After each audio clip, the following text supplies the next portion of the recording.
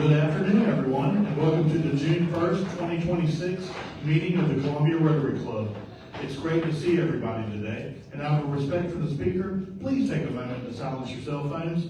And to do today's invocation, I've got my good friend here and guest, John Metz from Live Oak Insurance. He's going to do our invocation today, so welcome, John. Thank you, Glenn. All right, guys, if y'all can all bow your heads and close your eyes. Dear Lord, thank you so much for this day. Thank you for the time that we can get together and just come together and gather around things that matter, things in this community, things about we all love about Columbia. I pray, Lord, that as we sit here, as we hear from the speaker, that we just keep each other in mind, we keep our community in mind. And Lord, I want to pray, I guess, as far as things going on around the world, there's a lot going on all over the world that you are involved in. I pray that you would just have your hand towards it, and that we would be mindful of it, just keeping you forefront of our friends and whoever we can help across the globe, Lord. I pray that you would be with our troops that are involved in any kind of conflict, anything that's happening, that you would protect them, keep them out of harm's way. But thank you so much for having them and their sacrifices we all recognized last week. Without them, we don't know where we'd be. So, but thank you again for this time we can get together. You just bless us foods and nourish our bodies. And in Jesus' name, amen. Amen. Good job, John, on that first invocation. What a minute to go. So now here comes our national anthem.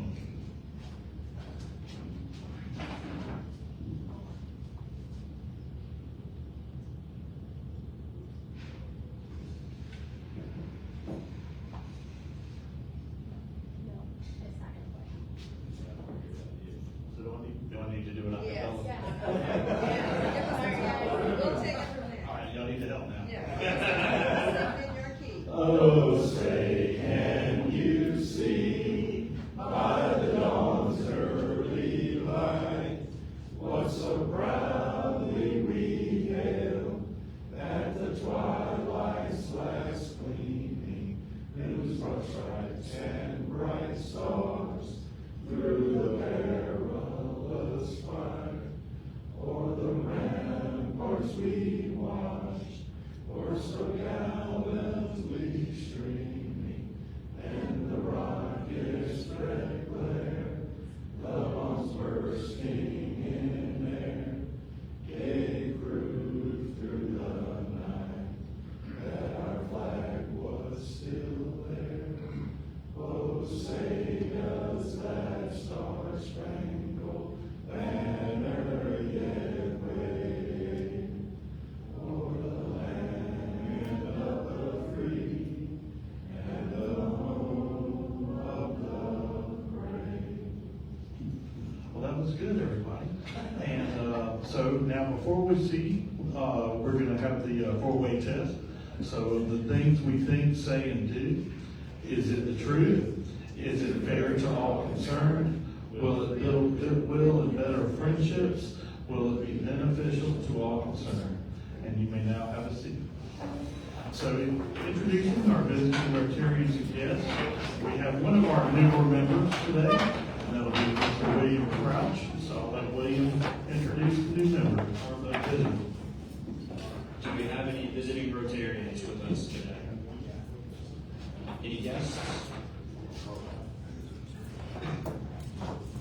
I have one guest, John Metz. He's did the invocation, but he's from Live Oak Insurance, so please welcome John. And I believe that's it for the visiting Rotarians and guests. So we do have some housekeeping notes today. We are giving out ballots, is that correct today, Julia? For the bylaw amendment. So the bylaw amendment change would allow past presidents to be able to serve on the board after 3 years and to serve as president again after 5 years. So there's going to be, you check one of two boxes. Either you're going to approve it or you're gonna deny it. So if we approve it, I guess I'll announce my candidacy for, 2031 at that point? No, I'm kidding, that's how I got it the first time, no, I'm kidding. Okay, so, we're gonna be handing out ballots. I think Julie will be handing your ballots out. And, please vote one way or the other, whichever way you want. But, right now, our club probably does need for past presidents to come back and be able to serve. But, obviously that vote is up to you. So, I have recruited another good friend of mine to do the health and happiness today. So if you please welcome my friend here, Brian Pearson. Thank you, Glenn. Glenn's recruiting a lot of people, and, it just works out that way. That's what makes him a great president. So, health and happiness, I did not have anything prepared today. Does anyone have anything within the Rotary that we need to be aware of? Any sickness, any events? Okay, everybody's good. Well, I do have one piece of happiness here that we need to recognize. Frank Brown and his wife Sarah celebrated their 63rd wedding anniversary yesterday. Where are you, Frank? Where are you, Frank? Hold your hand up. Frank? Hold your hand up. 63 years. Okay, you deserve a little bit more than just a round of applause. Congratulations, sir. But Frank wrote, he said, they never imagined 15 years ago when Sarah was diagnosed with Alzheimer's, and 5.5 years ago when she entered stage 7, the last stage, that they would be where they are today. And they're very grateful to have lived so well. Frank, thank you for being an example of living life to the fullest. Really appreciate you. The only thing I have to tell you is I spent 7 days in Indianapolis last week before the 500 one, trying to drum up some business, but also to spend some time down in the kids. I don't know how many of you saw the race, but it was an incredible race. It was the 110th Indy 500. Spectacular example. If you're an American, my gosh, the display there was just incredible. The jets flying over, the Black Hawk helicopters coming through. It was just a phenomenal race. 350,000 people at this event. Now, the Masters has turned me down for several years, and I let go of my Gamecock season tickets for quite some time. But I'm going to tell you, I'm hanging on to these Indy 500 tickets for some time, and hopefully I'll be able to keep that on for a while. So I encourage you, don't apply for tickets, because I need to keep my seats. They're really good. Okay, here's today's card message. Current Alzheimer's research is focusing on more lifestyle than in the past. One aspect of that is health and wellness, which involves diet and exercise. Another area of research includes the importance of social activity. The idea is that being socially involved stimulates the brain and may stall or prevent or minimize the brain damage caused by dementia. There is a need for more research on the potential solutions for Alzheimer's and other dementias. As Rotarians, we're doing our part, so please don't forget the blue bucket on your table and give generously. That's all I have. Thank you.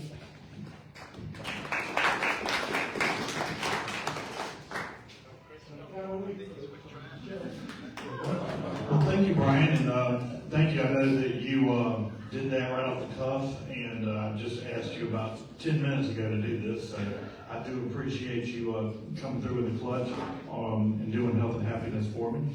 One thing I do love about Columbia is there's always things to do in Columbia, and I guess I never really talk about as much as I should some of the things we're already doing in Columbia and how much fun this community can be if you take advantage of those things. And this weekend, over the weekend, I took advantage of two of the things that are here in Columbia. First thing I took advantage of, I went to the Songbird at Finley Park over the weekend. And that was a lot of fun. And I would recommend, if you didn't get to go this year, maybe try to go next year. That was a great little concert. It was a 2-day concert. I only went to the first day, but it was fun. It was well put on, and that Finley Park looks great now. If you haven't been down there, it looks fantastic.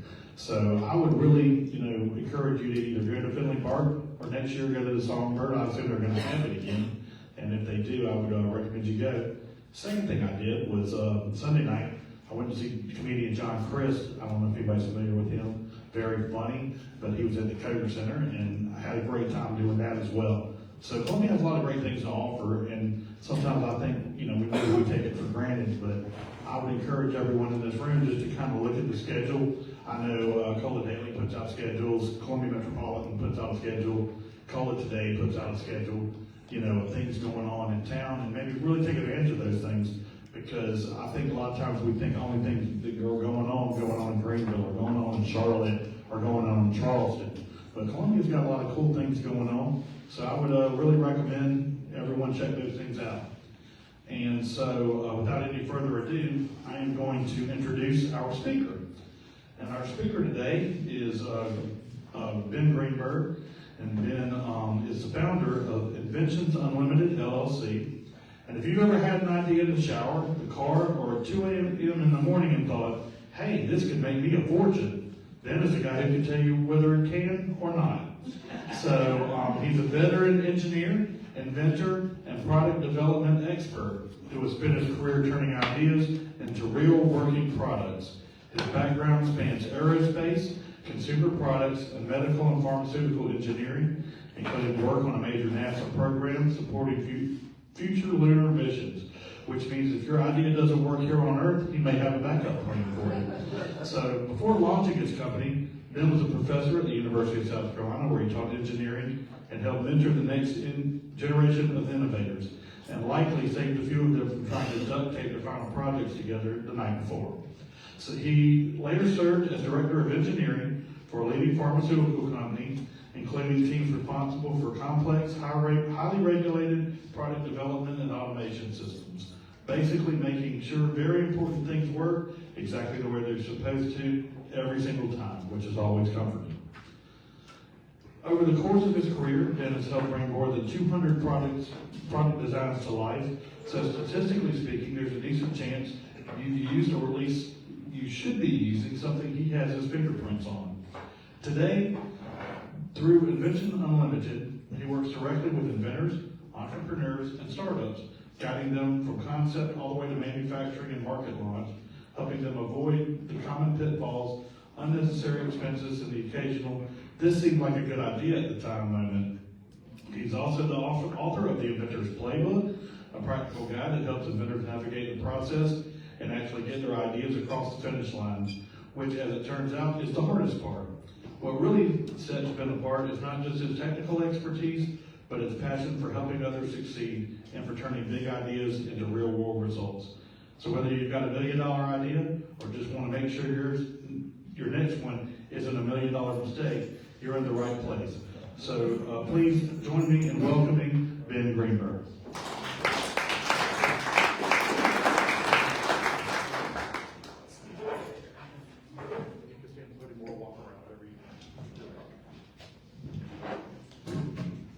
Well, thank you for the introduction. This is loosely based upon my book that will be released hopefully later this month. I'm just working with the publisher right now. I'm not selling anything, I'm just kind of talking through some of the pitfalls, what to expect, and a little bit about the invention process. So before you create something, you need to have a good idea of how that product, what does it do, what does it solve, what are you actually making, right? A lot of people have some problem that may only affect them, or maybe they have something that they didn't fully think through or flush out. This is the first thing that you must do, is you need to go ahead and create some sort of solution to a problem that you have. Is that solution going to solve it for everybody? Is it just for you, your family, your friends? What demographic? And generally when you do this, some of the key things you need to focus on is keep it simple, right? 2 is you need to make sure that it removes pain and wasted time. If something can reduce time for somebody to solve that problem, whatever that is, people will purchase it and people will pay for it. So one of the main issues that I've seen, and I have a whole slide on the #1 mistakes that I see, but just going through it. Once you have a problem, let's just say that problem is a mic holder, right? Just for that same problem, people think this product is the best thing because I'm using the mic every day, and it's going to be. But then they realize that by the time they create something, it's going to be overly complex, and it doesn't really solve the problem, right? Now, we'll have some examples of that as we go through. What I'm getting at here is you need to focus on the validation, okay? Validating the idea. Starting off, it could be risky if you don't have a patent or trademark or any type of protection. Try to keep it in your friends, family, have NDAs in place, whatever. But you do need to validate that problem and see, is that just a problem that I experience, or is that a world problem that I can help you solve? With that, a lot of people will spend a lot of money just going down a rabbit hole. They come up with an idea and they just dive 100% in. Back when I used to design automation equipment, the #1 thing, and if anyone in here has ever worked in any type of automation facility, slow and steady is fast, okay? Same thing applies to this. Same thing with starting a business. Sometimes you do have to ramp things up quickly. You need to have a plan in place. You need to be methodical and understand what those steps will lead to, okay? Now, with that in mind, some people will go ahead and start making prototypes and things like that. I always recommend 3 types of prototypes, okay? First one is a looks like prototype. A looks like prototype is exactly what it sounds like. It looks like the product that I'm gonna do. It may not function, it may not have electronics in it, may not have, the bolts, nuts, etc. But it can demonstrate what you're looking for, what you're trying to accomplish, right? The second is a works like prototype. This one doesn't really focus on the cosmetics as much, or maybe the looks like does, but that product may function. It may look a little, jimmy rigged, okay, but it will function and it will work. Both of these prototypes, before you go to the MVP model, which I'll talk about here shortly, those can demonstrate your product, validate it, talk to friends, families, etc. And don't be scared to use clay, cardboard, paper mache. And nowadays with 3D printers, it does make things a lot easier for both of these types of prototypes, but just keep that in mind that that is something that is very highly, it's definitely needed, okay, overall. If you skip those steps, you're gonna end up spending a lot more money on your patent, on your prototyping stage, legal fees, business, everything before you actually know if that product's gonna work. Now, what I always recommend is some people do get very excited and they immediately go to the patent attorney, because that's what they think. They see Shark Tank over the years. I'm not saying that's not what you should do, but what I would recommend is making sure that that product is validated. You have a need out there, and that is that what you're solving is actually a solution to a problem that really truly exists. But 2, if that is a type of product that truly exists, a problem that truly exists and you're trying to solve it, before you go and get a patent, I've had situations in the past where people will go ahead and get a patent, then hire us to make that prototype, and we make it verbatim to how the patent is, verbatim. It doesn't work. They didn't prove it. They didn't validate it. They didn't make that product physical to physically test it. They didn't think through it. And I have a couple examples in here I'll explain down the road here. Now, if you want to have the most protection, and money isn't always the issue, you have an X amount of dollars that you want to spend towards this, then yes, your first step would be going to a patent attorney and do a provisional patent. This will hold your place for 1 year. If you have money to spend, I would recommend doing that. If you don't, I would work with a company like myself, maybe you have somebody at the University of South Carolina or another college, somebody to test, make a prototype and validate that prototype before you go to a patent, okay? With that in mind, this is where you need to start working on the proof of concept prototypes, or also MVP, minimal viable products. That's where you kind of combine the works like and looks like products together into something that's a little bit less jimmy rigged, something that's not made out of clay. This is generally whenever the 3D printing, CNC milling, laser cut, welding, etc. gets to be put into place, maybe custom circuit boards, whatever the case may be, and actually test that product. Once again, prior to going to that full-on non-provisional utility or design patent, this is highly recommended. So this is a product right here, and I'll go into the context here in a second. This is a wrench adapter that this client went ahead and got a patent, and then he came to us and we made it verbatim to his patent. Verbatim. It's all made out of steel, it's black oxided, so corrosion resistance. It's a worm gear approach, essentially. You know what that is. But essentially, you use your typical ratchet system, you attach it here at the end, and this can go into tight spaces. So you can take, bolts, lug nuts, etc. off of, let's just say, a car, right? The problem is that there's no leverage. You start twisting that ratchet, the whole system spins around. He didn't think through that. We weren't hired to come up with the problem solving. We were hired to copy and paste his patent and to make it. So once again, he's somebody who went with the patent first. He got it granted. That's great. But a patent that doesn't work is useless. It's just a waste of money. I've also had some clients, which I think is on the next slide for that picture, that swear that their product is the best thing since sliced bread. Okay? Half the time they're wrong. Okay? So what I'm getting at is this is where validation comes into play. Make sure that you have real proof in the pudding that that product has a need out there. You're actually solving something. It's actually useful. And don't overcomplicate it. Because you remember, you have to sell it. So if you're selling it for $100, that landed cost needs to be no more than $30. Because then you have shipping, you have overhead, you have marketing, you have distribution, you have etc. Now, with that in mind, when you get to this point, you need to keep validating. Slow and steady is fast. Every slide here, I'm going to be talking about validating. Because every time you make a change, the whole scope changes slightly. Validate, test, iterate, test, etc. Basically what we do daily, because every time we make something, the first product never works. The first time we make it, we always have to make adjustments, and very rarely.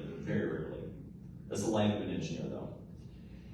Now, this is a product called the window waffle. Don't ask me about the name, that's a whole other topic.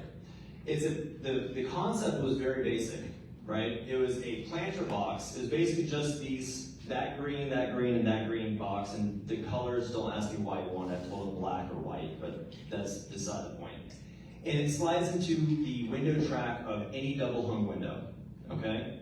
That sounds good. You could think of hospices or hospitals, or maybe somebody who has difficulty walking anymore, or maybe they're in a wheelchair, they love gardening, they love that approach. You can have this in your window, they can be reversible, so the inside or outside, and you don't have to have any tools to install.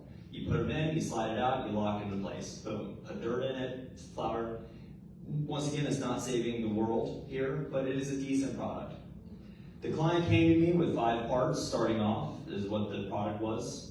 He ended at 67 parts because he thought, well, people would love to put, a bird feeder here and bird baths, and then a lattice going up, and it started getting just absurd. He realized that the tooling costs and molds for his first 2,000 units for his MOQ was over $1 million. And then he came back to me and realized, Ben, I think you were onto something about simplifying it. Yeah? Anyways, great guy, but he's now finally, it took him 4 years to do something that's 5 parts, even though we finished in like 2 months. Doesn't matter, but once again, validate. He went to a couple trade shows, realized what I was saying was correct, and if you wanted to do all this down the road, you always can. But right now, sell something create money, bring that in, start the business, get going, okay? You can always iterate down the road. iPhones, I don't even know what we're 17, Galaxy, we're 26 or 7 or something. Even iPhones, multi-billion-dollar companies keep iterating, right?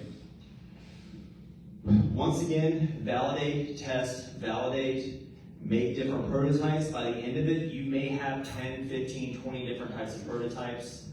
Works like, looks like, MVP models. And you have to make sure that everything not just works for you, but works for your friends, family, and also trade shows and your generally targeted demographic here. Now, with that in mind, make sure that you understand what you need to do for your patent protection. I briefly talked about this already.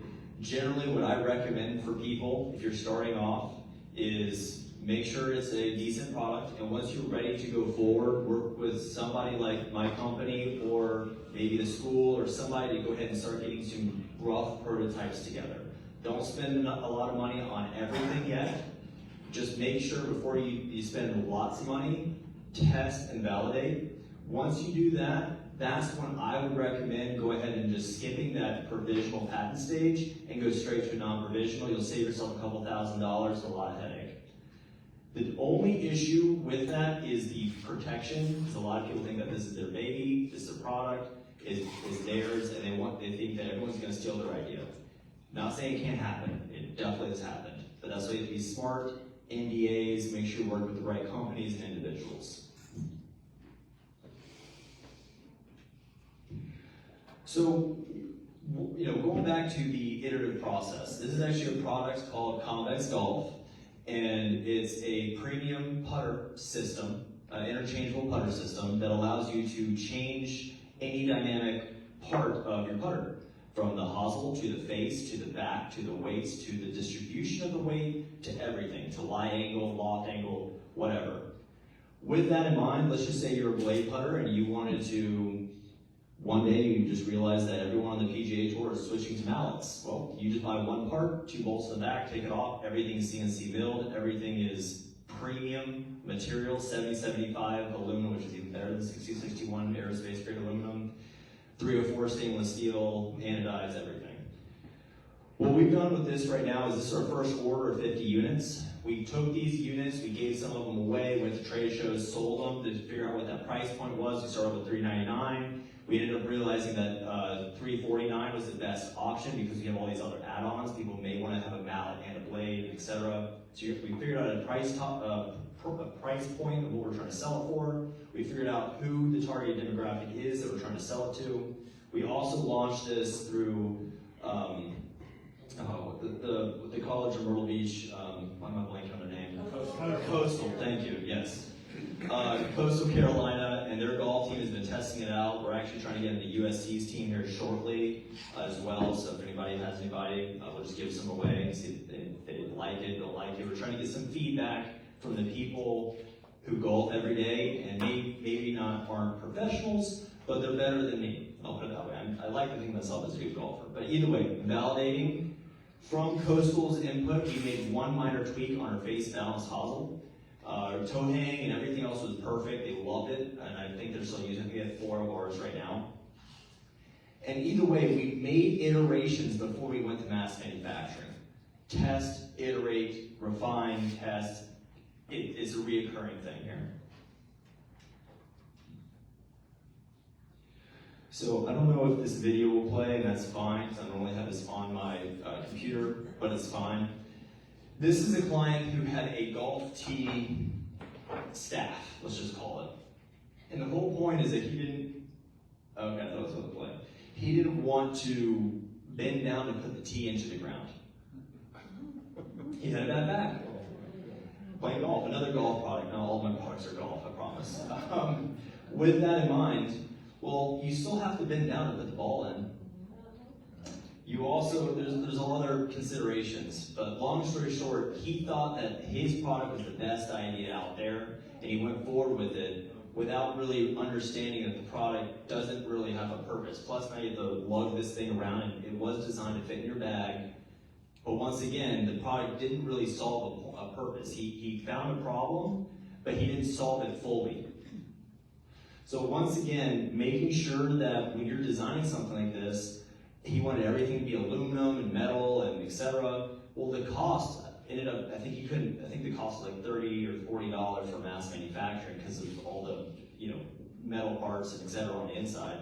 And then the issue with that was we could have probably made the same thing, like the same thing as one of those handheld, like hand pumps for your car, and just maybe if you're on a hard ground, maybe it's cold out. I don't know why you'd be golfing if it's freezing out, but either way, if the ground is hard, which we've all been there, you need something to hammer that in. That's not a bad idea. Keep it small, tight, and a small hammer you punch it in. It doesn't solve your back, but it solves the ease of insulating in a hard ground, right? Now, with that in mind, just keep in mind is the price point of what he was looking for wasn't there because he wanted to go premium but then sell it cheap. So once again, he didn't validate before going further. Well, that's the video. This is what it does, and you just slide it out like that. So it can work on hard ground, soft ground. It'll go until it breaks the T. So if it's on concrete, it will just go straight. The whole unit will not break. Now, once you have a product that is 90% to going to mass manufacturing, ready for mass manufacturing, maybe even have a patent pending, right? Or granted, that's even better. With that in mind, you have two options generally to go. Option one is licensing, which is a very big term for basically saying selling your idea. And then you have manufacturing, which is where you want to manufacture and sell it yourself, right? There's two routes. Generally, I recommend doing almost both if you want to go licensing. Think of Shark Tank. The first thing they ask is sales. It could cure cancer. They don't really care. Does it make money? That's all they care about, right? So with that in mind, the minimum thing that you need for licensing is a patent, because otherwise you have nothing to sell, because they're just going to copy your idea. And two, a working prototype, because once again, they also know, these large companies know that just because you have a patent doesn't mean the product works. So both those two things are the very minimal thing that you will need for licensing. However, I would recommend making 50, 100, 500 of these units, trying to sell them yourself. That doesn't mean you have to be putting this in your garage and selling this long-term, have you, your husband, wife, kids, whatever, be putting these together and fulfilling these, maybe for a little bit. But then try it, once you have proven sales, then it's much easier for one of these larger companies to come in and license out the rights or buy you out completely or whatever, the royalty payments, etc. And that's what I would recommend. You need to know what your game plan is going in. Everyone in here is either a businessman, business person.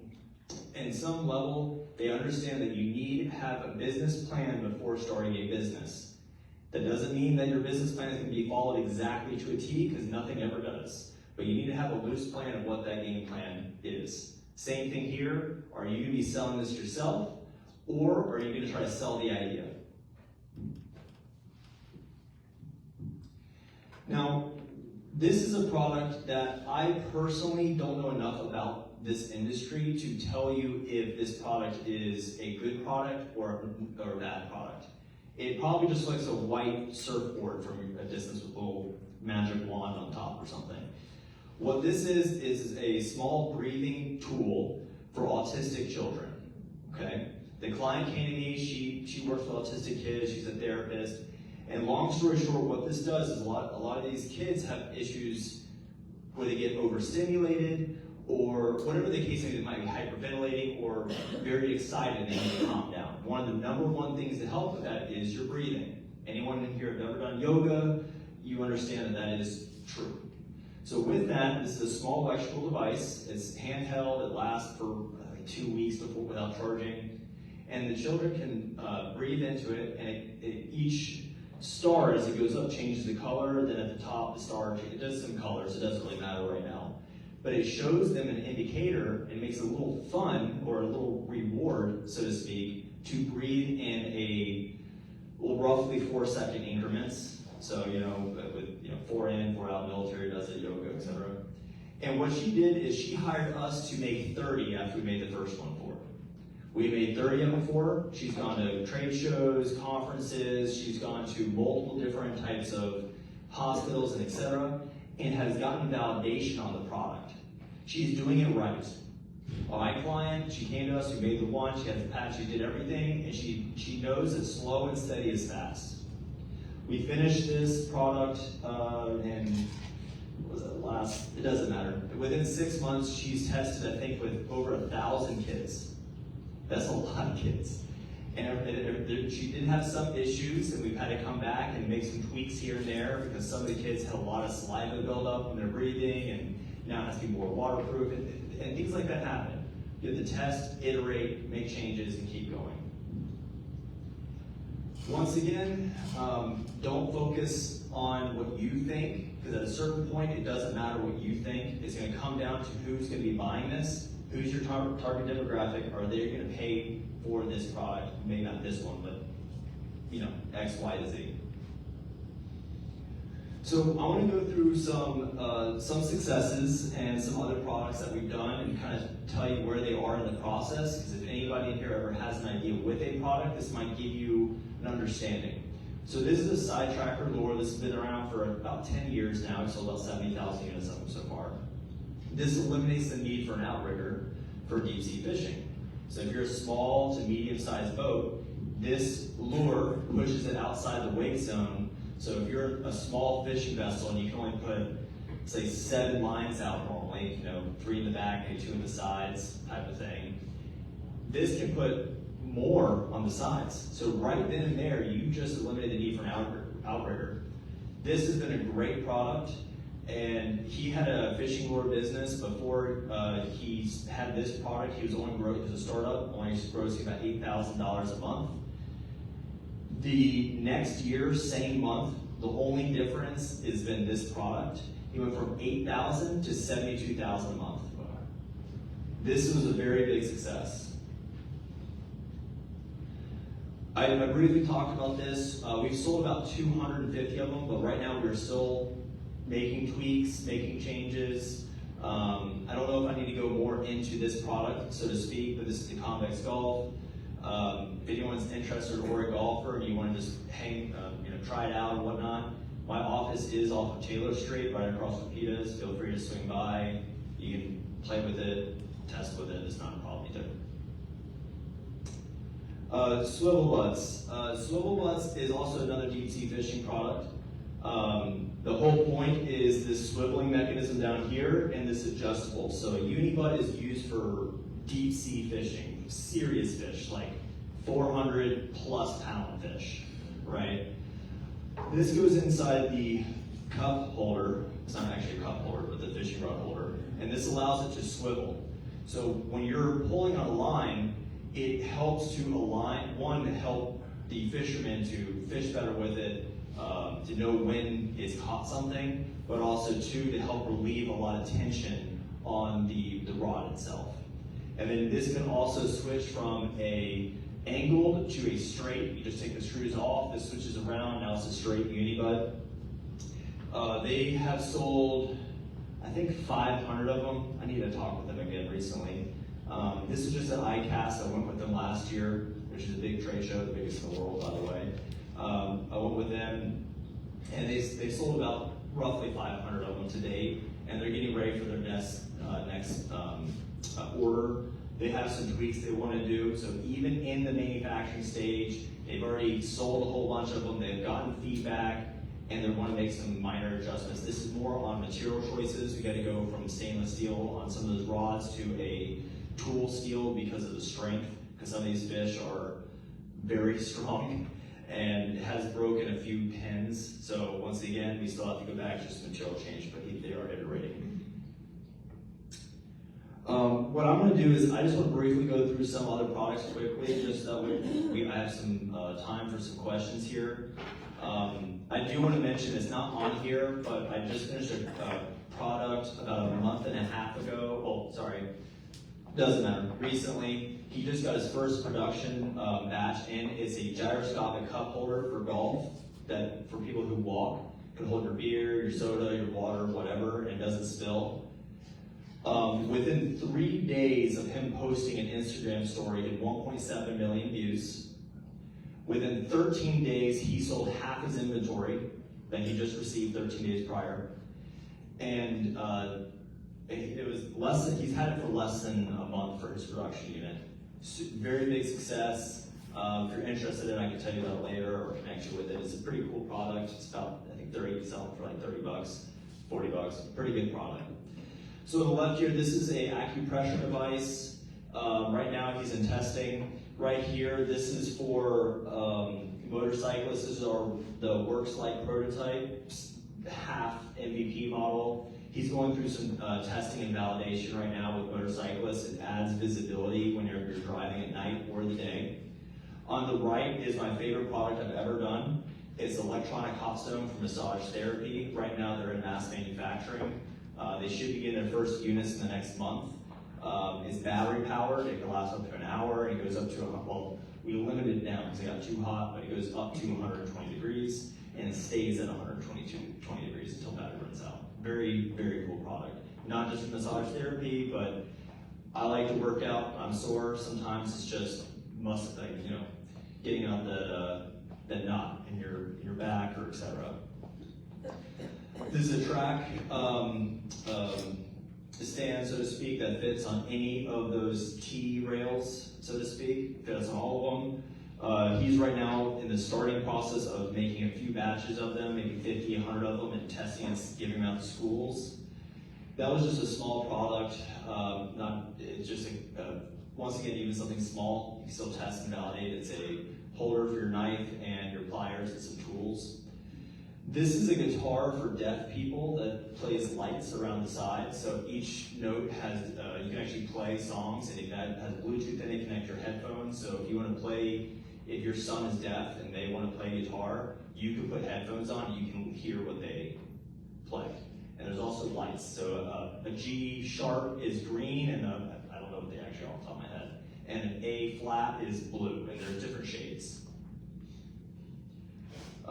That product, the guy doesn't have a lot of money. I think it's just something he wanted. I don't know what he's trying to do with it right now. So this is a board game. She's off doing licensing. This is a orchid planter, which actually works, by the way. I was kind of dumbfounded. I have 3 in my house, and all 3 of them die every year. Every time I buy another one, they die, or they won't rebloom. And it's clear. It has a whole bunch of, but right now he's working on licensing. And that's a loofah that has soap built into it, and that guy is also right now building up the business because he wants to sell the product, manufacture himself. I'll do one more slide because I think I have one more slide. Different putter, testing the market. That's another version of acupressure on the right. This is a cooler system for dogs. So if you're traveling, if you're camping for long periods of time, you can go ahead and it has all your dog's appliances, food, treats, everything, leashes, all in one place. And it has enough food for 2 medium, 2 large dogs for a week. Personally, I think if she made it smaller for like weekend trips, I think it would have been better because it's the size of a full-on cooler. Now, with that in mind, I kind of ran through that. Sometimes I did cut this presentation down from normally an hour down to about a 30-minute, took out a whole bunch of slides. Now that stated, I would like to just kind of open the floor for any questions, anything that you guys may have. I've been doing this for a long time, and I can be more than happy to help. Yes? I work with, I hope it's not the competition, United Inventors Association, Chris Barrera and Carmine Tedesco. I know them personally. I know them personally too, and I know the Pitch Pros with Damon Johns when we go to trade shows and that kind of thing. Speak a little bit about patents, because when they come to us and they come up to our panel, I've seen some really good inventions, but one thing people don't understand is the difference between provisional or functional or utility patent, and then manufacturability. Are you doing primarily in the U.S. or are you going overseas to do manufacturing? That's where a lot of folks are getting jammed up right now and losing that protection on the patent. Good point. So for 90% or 100% of the products we deal with, but I'll say 90% of the products out there, there's three main types of patents, or say two types of patents. There's provisional and non-provisional. A provisional patent is a placeholder. That's it. It holds your patent there while you're still figuring out some things for up to about a year. Okay? That's all it does. So if you're still figuring out things, how it works, how many parts, etc., this is a good reason for a provisional patent. Now, non-provisional patents, there's two kinds. There's the design and utility. Design is all about cosmetics. Utility is all about function. So that's very big picture. Once that is granted, different ones, let's say 17 years is basically how long you have that for. One of the biggest things is, I'm sure you guys deal with this, is someone's like, oh, I got this patent. And then they go to someone like us, or even a mass manufacturer, or whatever the case may be, and say, well, that's gonna cost you $10, and you're trying to sell this for $20. This needs to cost $3 to make. So we need to do this, and the client or the inventor's like, well, that's not like my patent. Once again, sometimes you need to have something that can be manufacturable and sold than a product that costs too much that no one's gonna buy and is never sold. As far as my manufacturers who I work with, I'm not exclusive to anyone. I do have 3 in the US that I work with, and I have only one overseas that I trust, and I want to keep it that way, because if my clients don't care about going overseas, I know this person will hold their hand through the whole process. He also lives in the US, in California, so it does make, he speaks fluent English, makes it a lot easier, and they do everything. I mean, everything. Fabrics, composites, plastics, metals, circuit boards, programming, packaging, everything. Assembly, everything.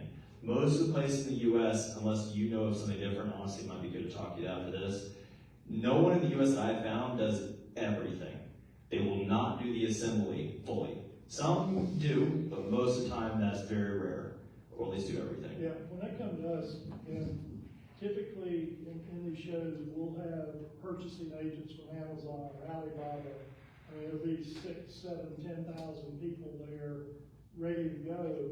But where they miss it is on the logistics of getting the product in, and they don't understand the business side of that because the cost to manufacture some of these products are just ridiculous.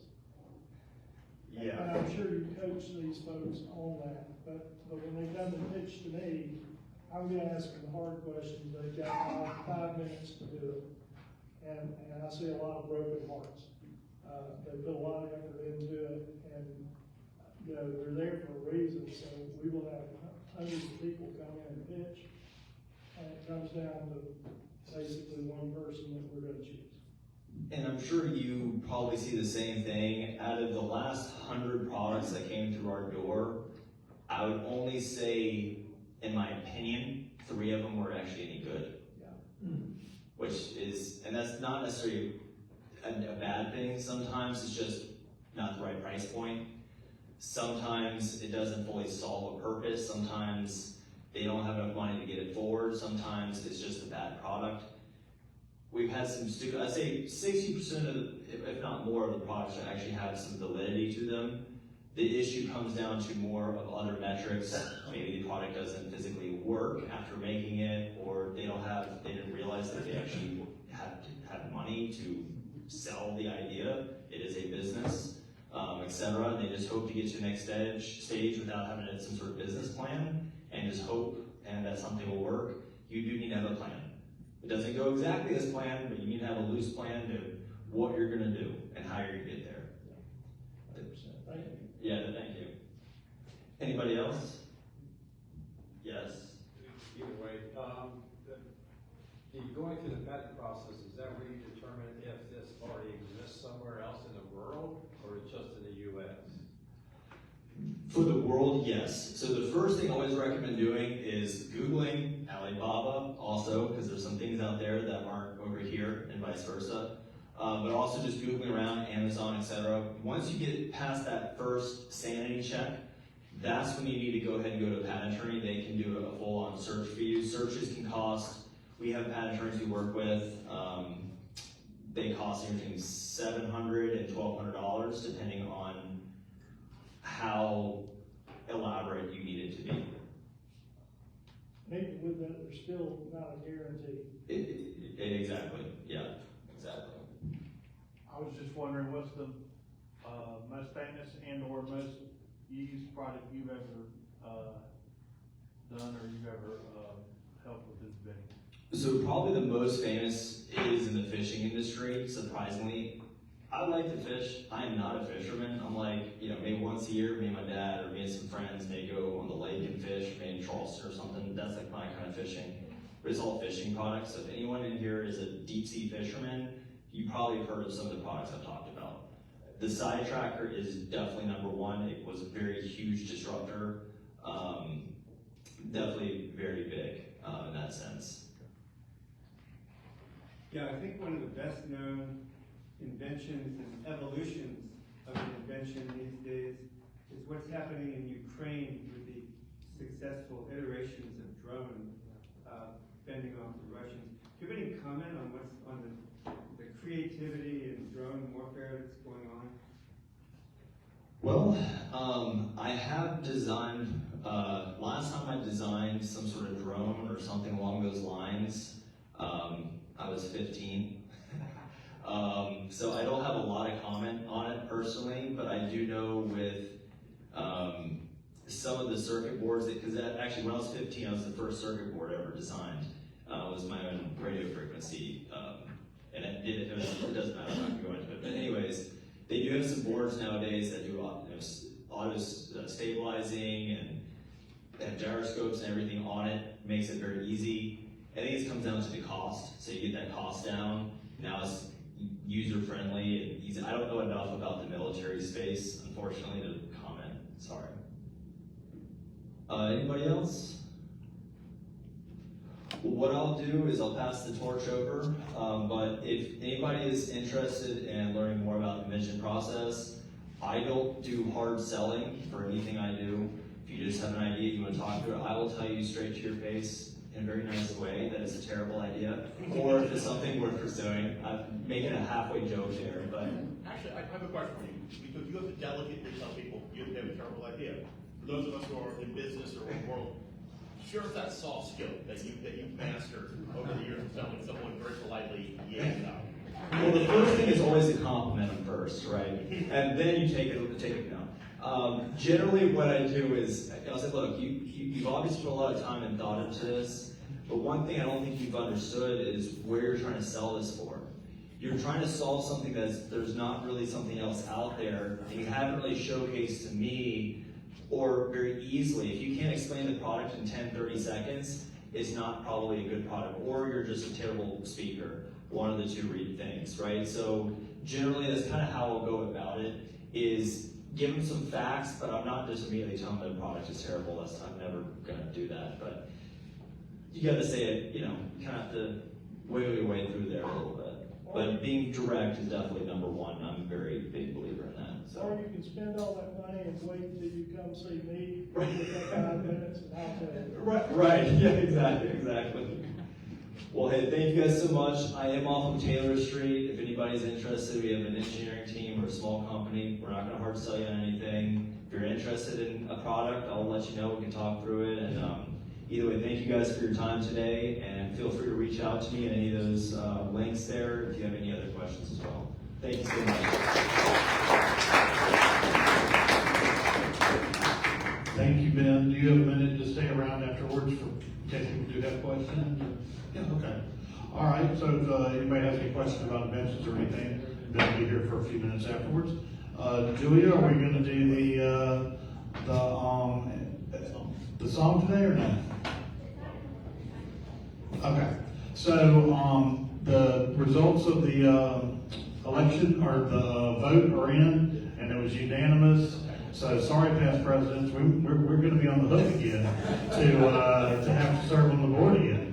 No, I think that's a great thing, and I appreciate the trust you have in the past presidents to serve back on the board again.